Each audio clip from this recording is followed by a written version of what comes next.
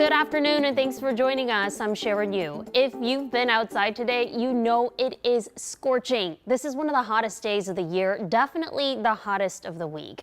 Guys got the forecast, so we know when we'll be cooling off.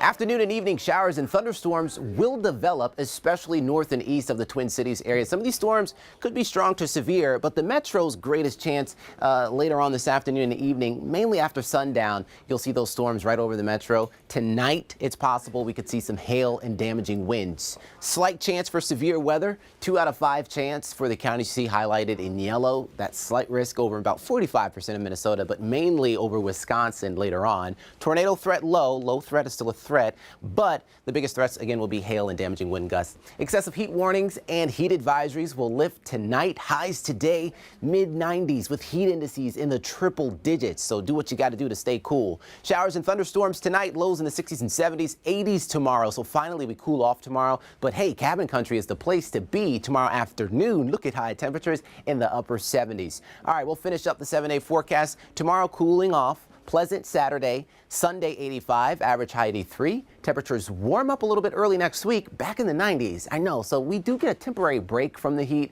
but we're back in the 90s come Tuesday with storms possible. Your forecast high 91 Tuesday, down to 90 Wednesday, our average high 83.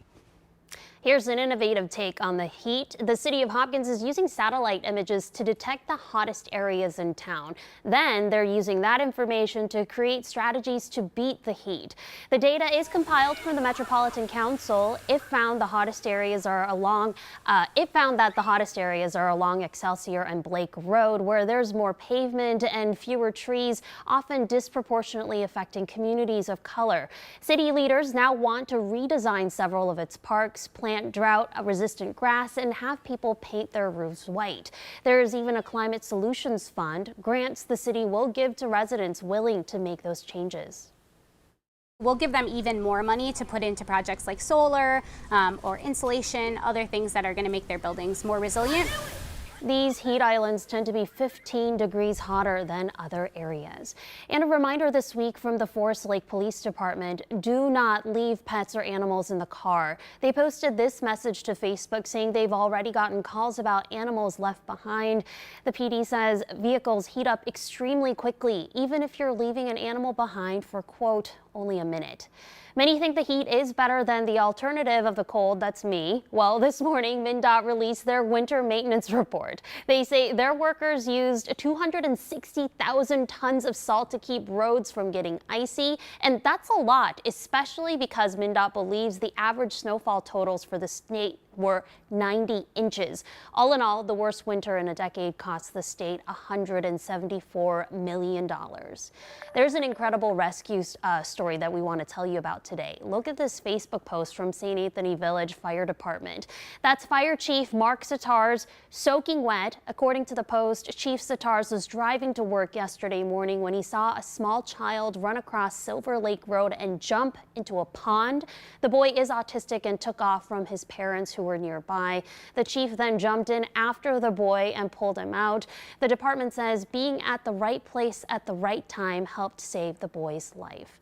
Hey Vikings fans, you can now start buying single game tickets. They just went on sale 2 hours ago, and with 43 days to go until the NFL season starts, the team is getting back to work. This morning they kicked off day 2 of training camp, and while Pro Bowl pass rusher Danielle Hunter reported for camp, he didn't practice.